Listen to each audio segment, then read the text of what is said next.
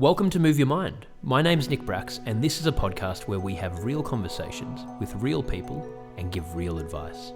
So many of us want to work on ourselves and we have the right intentions. We might stick to something for a few weeks, we might find a new trend, but the reality is it's very rare that we make those long-term changes because it's hard to find what's sustainable. We're so busy. But what if we looked at all of the components and broke it down scientifically, looking at what best works for us? My next guest was always trying to find ways to hack meditation to shorten that learning curve, and it's what led him to founding his company. Craig Goldberg is catalyzing positive changes in health through science, technology, and knowledge to achieve optimal human performance. Thanks so much for supporting Move Your Mind. If you'd like to learn more, you can go to nickbracks.com or you can purchase the Move Your Mind book at nickbracks.com/book. Craig, thank you so much, mate, for making the time to come on the podcast. My pleasure. Thank you for having me, Nick. Yeah, great to see you. So we were just chatting before how we've both been pretty busy. It sounds like you haven't had time to really, catch your breath at all. What's been happening in your world? Well, it's very much in alignment with what I do, which makes it even more compoundingly funny, in my opinion, with me and my wife and how, look, this society that we have co-created, thank you very much, and you're welcome, keeps us very busy. In fact, as humans, we tend to wear that busy badge as a sign of everything's going great. How are you? I'm busy. I'm just busy. I got a lot going on. A lot happening. And I think we all have this never-ending to-do list that just keeps going. Here in my household, we call it the honey-do list. Like, hey, honey, here's all the things I need you to do. And it's just a whiteboard that I keep crossing things off and more things continue to appear. And that's before you even get to my daughter's schedule. I have a 3-year-old. She keeps quite busy herself with pickups and drop-offs and school and play dates. And then I have a full-time career and a life, and my wife has a full-time career and a life. And, we have this shared Google Calendar that just keeps filling up. And that was my May. It's pretty much 4 weekends of traveling, speaking engagements during the week, podcasts to record, things happen. It just stacks up. And before you know it, your head hits the pillow exhausted and you're like, I'll do it all again tomorrow. We got this. Mm-hmm. Yeah, it's tricky. And it's a funny thing where, we live in this world, and I talk about this a lot, where, we're all on this treadmill. But even when you try and make a career talking about this stuff and trying to help people in that area, you almost find yourself back on that treadmill because you sort of have to get the message out there. So it's so difficult to manage. I don't know if there is a solution other than just, trying to sort of accept it and find balance where you can. Well, so look, I do think there's a solution. I think it's really potent for us to talk about it because the solution is self-care. The solution is taking time for yourself. The solution is making sure that your cup is overflowing first and everybody else comes second, including my wife, including my daughter. Look, I've been trying to squeeze time in every single day for me to do 50 push-ups, 50 squats, as many pull-ups as I can, 50 sit-ups. And that's my workout, right? On my busy days. And then on days where I'm a little bit more lackadaisical, I can get into the gym, or I can get to a hot yoga class, or I could do a full yoga session, even if it's here in my home gym.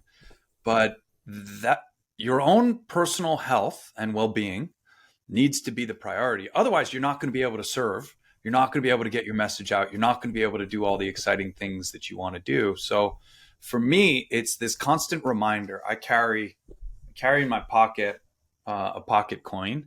Happens to say inHarmony on it. It happens to have our kind of tagline on it, which is say goodbye to a distracted mind, say hello to a relaxed existence.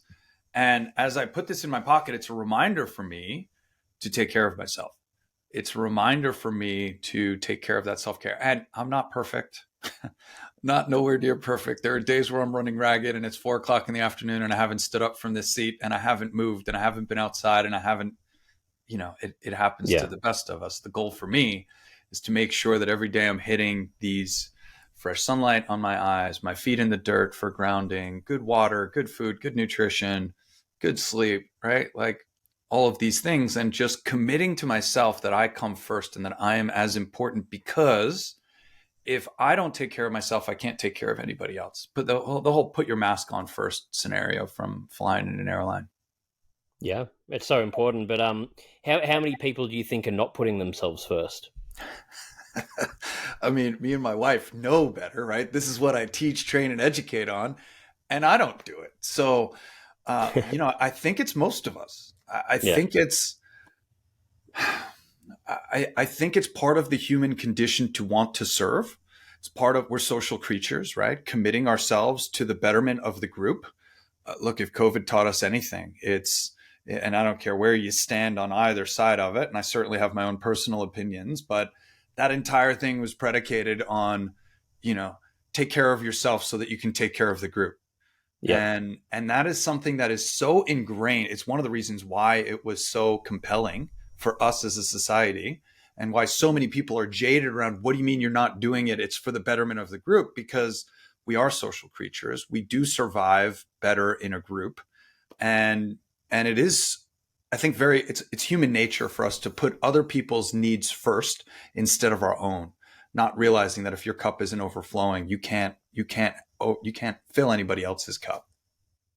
yeah, yeah. The irony in it is we can help people a lot more if we do put ourselves first, but we see Yeah. that as selfish a lot of the time, or Healthy you know, boundaries, saying no to certain things, right? Like my friends call me, hey, yeah, can I borrow this? Hey, can you help me with this? Yeah, sure, of course. Well, I'm kind of busy this afternoon. Let me see what I can push off and let's make that work, right? Like, I always want to be accommodating. I can't speak for anybody else, but I always want to be accommodating to others, their needs, and look no further than your own inbox, your email inbox, for a list of task lists that somebody else wants you to complete, yeah, yeah. right? So there's a lot of irony in there, no doubt. So, Craig, tell us more about what you do and how you came to be doing what you're doing now. I think it's all predicated on the same conversation that we're having. I was busy. I was burnt out. I was exhausted. And I was really pulling on this neurohormonal aspect of our nervous system, which is like our backup system. There's three main areas. There's fight or flight, otherwise known as a sympathetic nervous system response. There's calm and relaxed, or rest and digest, which is a parasympathetic nervous system response. And then there's our backup system, which is neurohormonal. And when I look at a particular HRV system that I have, and I do readings on myself and others, most of us are running on that backup system. Most of us are not getting enough sleep. We're not getting the right nutrition. We're not giving our body what it needs in vitamins, minerals, and nutrients. And because of that, this system, which is exceptionally resilient, Mm-hmm. runs on its backup systems. And I was doing this for quite a long time until my wife, her body actually quit on her. Ultimately, she wound up having an issue with gluten. That turned into us learning about what we put in our mouths, what we put on our skin, what we put in the air, what we keep in the air around us, and really cleansing, clarifying, and detoxing our main environment that this body, this vessel interacts with on a regular basis through those three environments. And cleansing and cleaning and cleaning up. That led me to essential oils. That led me to traveling around the United States and around the globe, teaching around the efficacy of essential oils.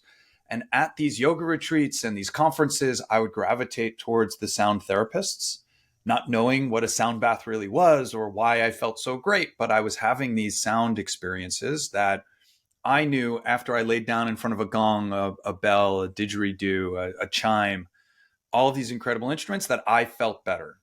And that led me to my first Sound Lounge experience, which is the technology that we make here at inHarmony Interactive. And I fell in love.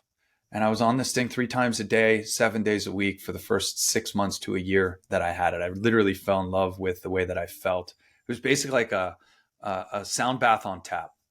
And since then, that was 6.5 years ago. Since then, I've obviously dug into the science and the research on frequencies and how they impact our physiology, the impact that they have on our neurology, on our anatomy, on our physical body, on our mental state. And I've become enamored with creating products that deliver sound and frequency directly to your body on tap. So you don't need to play a didgeridoo or a gong or a bell or a chime, or you don't have to have somebody play that in your presence so that you can sleep and rest. But instead, you had a device that you can push play on and you can have your own sound therapy experience. And that translated and grew into understanding the impact it was having on our brain, in training different brainwave states, particularly alpha, theta, and even delta, and going up into gamma, and teaching the brain how to operate in these positive patterns and spend more time in beta and alpha, which is where we're predominantly designed to spend most of our time, instead of spending most of our time in delta, which is where most people are spending their time, and getting the brain and the nervous system to operate correctly. That then transformed into, what does this really mean? There's a lot of technical jargon that I just dropped in. What that really translates into is the human body, and particularly here in America. I can't talk for Australians. I love Australia. I love the culture. I've never met an Australian I don't like. And I mean that, like never, not once. I hear an Australian accent at a bar or a nightclub, and I am like, tell me your story. What are you doing here? What's going on? Where are you from? I'm enamored with the country and the culture. Here in the United States, what that all translated into for me was that we don't know how to relax. And I know we think we know how to relax. You come home from a long day at work, you put the kids to bed, you lay in front of the television or YouTube, just like I did last night. Again, I'm not perfect, but as relaxing as that seems for the brain, it's not truly relaxing our body, and it's not truly contributing to a positive mental state. And that's what our technology does. And then, of course, we created a record label that creates the music that drives the technology. So for folks that are in Australia, we do have our tech in Australia, but anybody can download our app and gain access to what we call our music meditations. And it led into me truly understanding what it means to reach a meditative state, how difficult and challenging it can be, and how our technology actually guides you into a meditative state very quickly. Like, I can get you to the same brainwave state that a monk who's sitting on the side of a mountain gets to after 20 years of practicing meditation. I can get you there in 5 minutes. And this is all shown by scientific data and EEG testing and biometrics and looking at all that. So all of a sudden, I took this very difficult task of quieting the mind and sitting down to meditate, which any entrepreneur, any business owner, anybody who's into peak performance and optimal human performance knows how important meditation is, but also probably knows how challenging it can be. Sound and vibration guides the body into that deeper meditative state. It does so very quickly and very efficiently.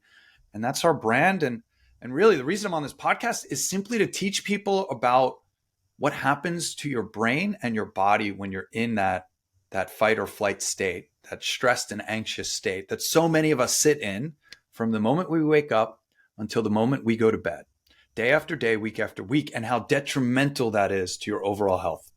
And one last figure, here in the United States, when you look at all-cause mortality, so the top 10 reasons why Americans pass, 6 of them are rooted in stress and anxiety. So if you have stress and anxiety, it is multiplying the chances of you passing at an early age instead of living a full life, and instead living a life filled with disease and discomfort. So for me, there's nothing more important than alleviating stress and anxiety, and doing that through relaxation and gaining tools that you can use day in and day out to help yourself feel calm and relaxed. Because we all know when you're calm and relaxed and you get presented with adverse situation, you handle it just smoothly and easily. You're just like, oh, no big deal. We're going to do this, this, and that. I'm going to call this. I'm going to do that. But when you're stressed and anxious and that same adverse situation is presented to you, you just break down. The tears flow. You don't know what to do. And there's physical reasons for that, because when you're in fight or flight, your body is doing certain things, and we can certainly dive in and talk about that too. Yeah, absolutely. I'd love to talk about that. And like you're saying, this probably is one of, if not the biggest problem we face in the Western world, because everyone's stressed. Everyone, there's very few of us that are not dealing with some of these things that you're talking about, because how can you not when, we've got 24/7 news cycles, fear mongering, we're addicted to social media, works 24/7, even the most disciplined person's going to struggle. Yeah, exactly. Look, so my 3-year-old, okay. Now look, I've been a co-founder here at inHarmony for 6.5 years. So my technology is a staple in my household. I have a whole room dedicated to multiple modalities, PEMF, an infrared sauna, a rebounder, right? Comfortable seating, like a big 9 foot by 6 foot yoga mat where we can stretch and work out and do pull-ups and do all the things, right? my technology has been a part of my daughter's life since day one. I'm Mm. 44 years old. I found this technology when I was 37 and a half, 38 years old. The last 6 years, yeah, I have it. But my daughter, who's 3 years old and arguably has everything taken care of for her, I'm not an abusive parent. I hope she would say the same thing. I was hit all the time as a kid. I got smacked. I got, corrected. Like, I deserved it. It's all good. I love my family. I love my parents. I've never struck my daughter. We talk through everything. We've got this great budding relationship. She gets fed every day. She plays at grandma's house, 3 days a week. She has everything taken care of for her. When she wants milk, she gets milk. When she wants food, she gets food. The green drinks, the nutrients, all the things. And she gets on my tech. And within the first minute to 2 minutes that she's on the tech, she will let off a sigh of relief, like, Mm. to show me that the body is releasing that energy, that there's something happening. So we all have this negative self-talk. We all have this coping mechanism in the brain, this self-defense mechanism that's designed to keep us alive. You can call it ego, you can call it consciousness, whatever you want. And it's constantly looking for the things that are wrong so that we can avoid them, Mm. instead of looking for the things that are right. And what meditation and mindfulness do is it helps you to train that part of the brain to keep it at bay. It's never going to go away completely, but to keep it at bay. So here's a 3-year-old that arguably she doesn't have homework. She doesn't have a job. She doesn't have any responsibilities, no chores, no things she has to do every day. We ask her to make her bed. And if she doesn't do it, we make it for her, right? Like, just to show her. But and here's a gal my daughter, who's been on the tech since 1 week of being on this earth. And yet she still has stress to release, like that pressure release valve on a propane tank or a natural gas tank, that when it's too full, it overflows. We need to regularly release the excess energy. And there's lots of different ways you can do it: through exercise, through sunlight, through sweating. And there's a long-standing study out of Finland that shows regular sauna exposure every week is really good for the body. Cold plunge, right? There's lots of different things that you can do. But we need to go back to what we talked about. We need to maintain our own mental health and our own well-being by releasing that pressure valve often. And sometimes it needs to be multiple times a day. Sometimes It's great if it's a nightcap or it's the way you start your morning. But even stress, if you don't get a good night's sleep, that adds to my anxiety. When I wake up groggy and exhausted, just from not having a great night's sleep, which, by the way, happens a lot with a 3-year-old, and it's out of my control, I feel stressed and anxious around what my day is. Oh man, I got a busy day ahead and I'm exhausted. What am I going to do? I reach for the coffee. Right. So there's a lot there to unpack. I think all of us have this lower level, at least a low level of stress and anxiety that's driving us forward.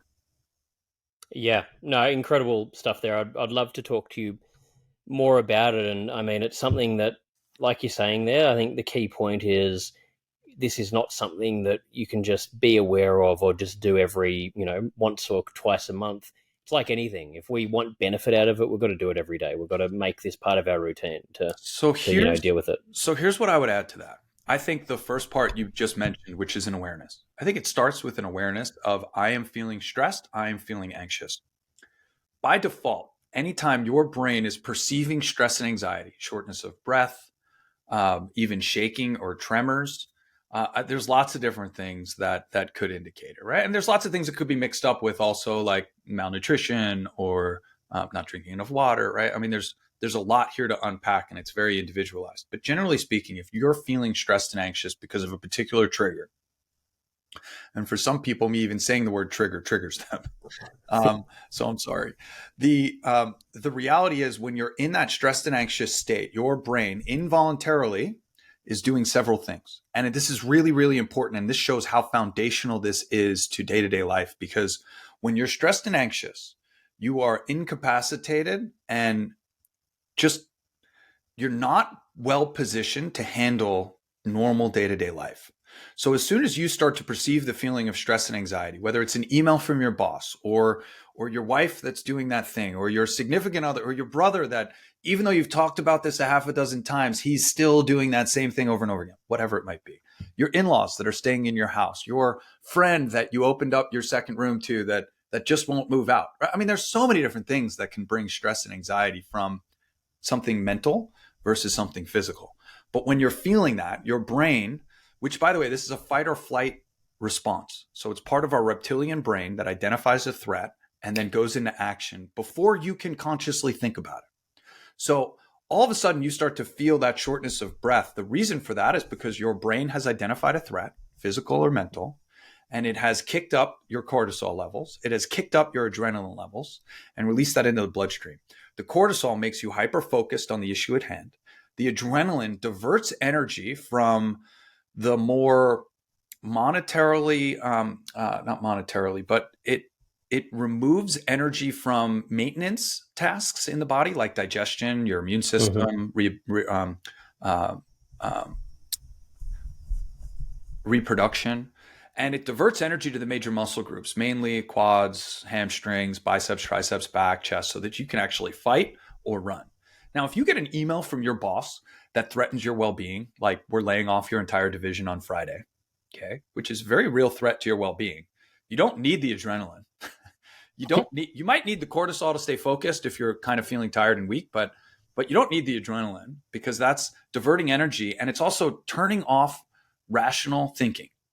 It's turning off your immune system. It's turning off your digestion, and it's turning off your reproductive organs. It's frying your adrenals, and it's putting you into this state of fight or flight that is great for an hour or two in the short term to defend yourself or to run. It's not okay if it's day in, day out, week in, week out, day after day. And that's when it really becomes detrimental to your health. And that's when stress and anxiety start to lead to these top 6 out of top 10 killers here in the United States. Thank you so much for supporting Move Your Mind. We're expanding the offerings of the organization, and we're tailoring everything we do to suit you guys and to try and answer to all of your needs and the questions that you send in. The book is available globally. You can find all of the links at nickbracks.com/book. And we've just released the Move Your Mind community. We've currently got a men's community group, a women's community group, a general group. We're going to be loading up other groups, and you can find all of the links at moveyourmind.me.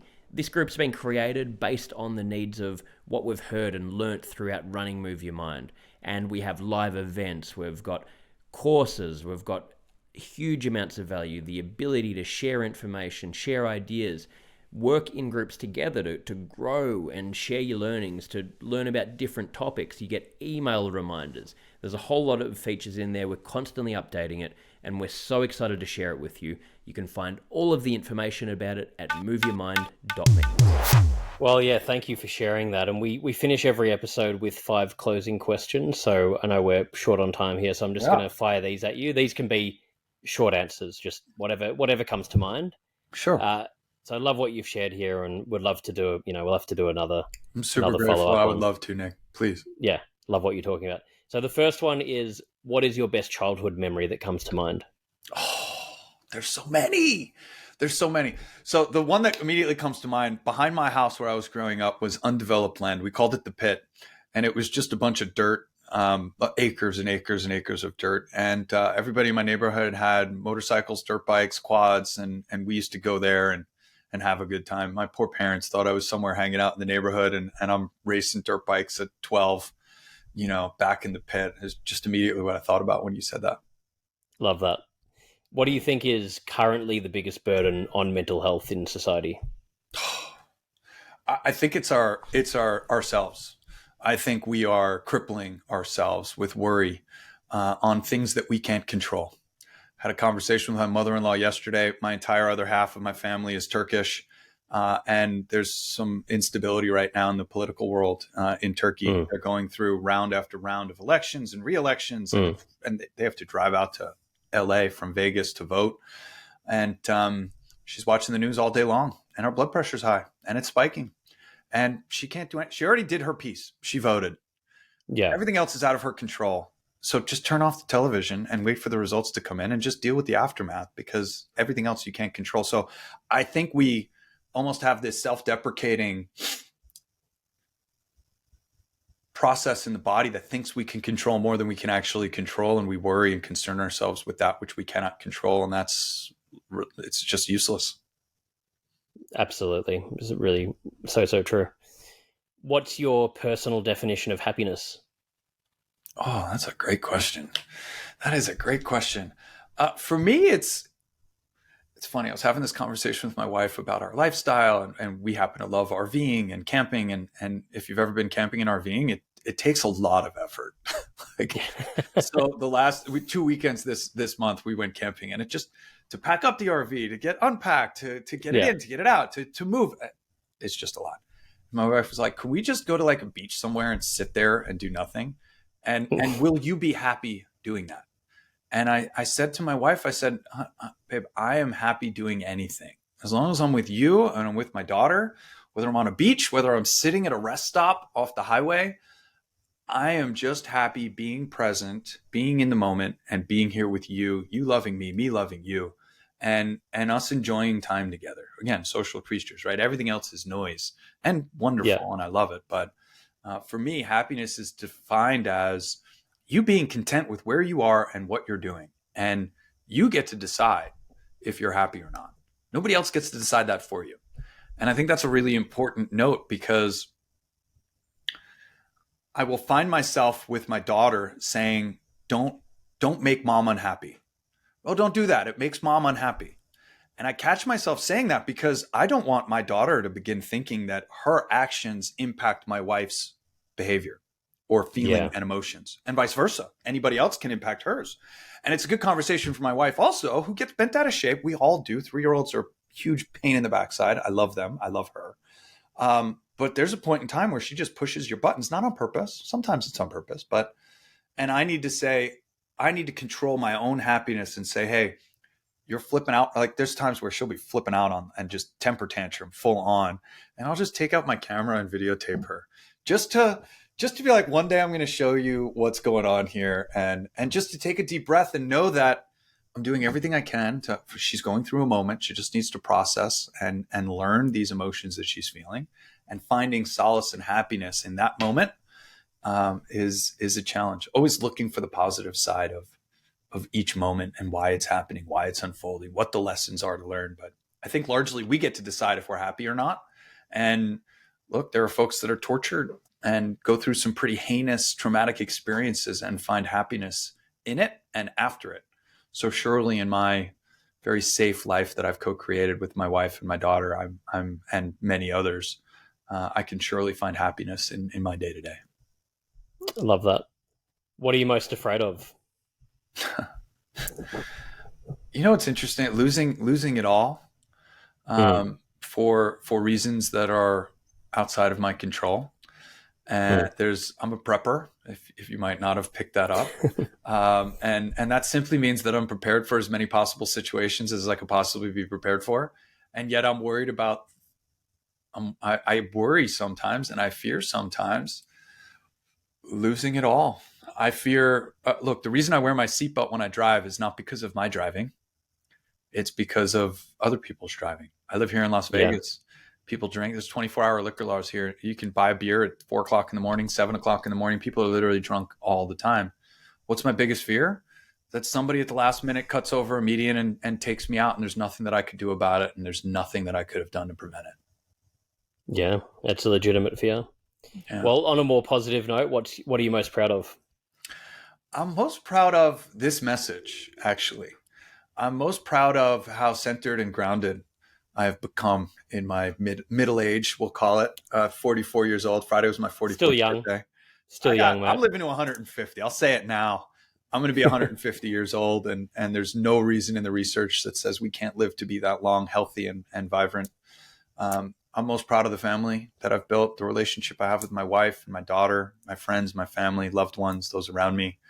And I am, I get super emotional when I start to think about all the incredible humans that I have around me that help me to push forward and help me to do the things that I need to do every day. Whether my buddy Dave came over and just painted 4 walls that were white in my house, and my wife wanted to paint it, and I just couldn't find the time to do it. And for my birthday on Friday, I said, "Hey, I'm going to come over on Sunday while you're out of town, and I'm going to paint those walls." And I was like, "What? Like, thank you, appreciate you. Yeah. I'm happy to do it." Right? Like, super grateful for the community that I have around me and this life, this earth walk, and to be here at this time. Like, it's awesome. Just absolutely awesome. Well, thank you, mate, for sharing all of this. And where can we send our listeners to learn more? Yeah, so our website is iaminharmony.com, iaminharmony.com. And we're on all the social networks, TikTok, Twitter, Instagram, Facebook, YouTube, you name it. Just search inHarmony Interactive. I'm the guy on the other side of the comments. I'm the guy on the other side of the DMs. And if you have any questions about what we shared, please reach out. And Nick, I am so grateful to be here for this opportunity to share with your audience. And I thank you for doing the good work that you do. Mate, same to you. I've really loved the chat, love what you're doing. Thank you for sharing this. I'm sure our audience will take a lot out of it. We'll have all of those links in the show notes. And yeah, thank you again for coming on, mate. I appreciate it. Have a fantastic day. Thanks so much. You too. Cheers, mate. Bye. Thanks to Craig Goldberg for joining me today for Move Your Mind. If you'd like to learn more, you can go to nickbracks.com or you can purchase the Move Your Mind book at nickbracks.com/book.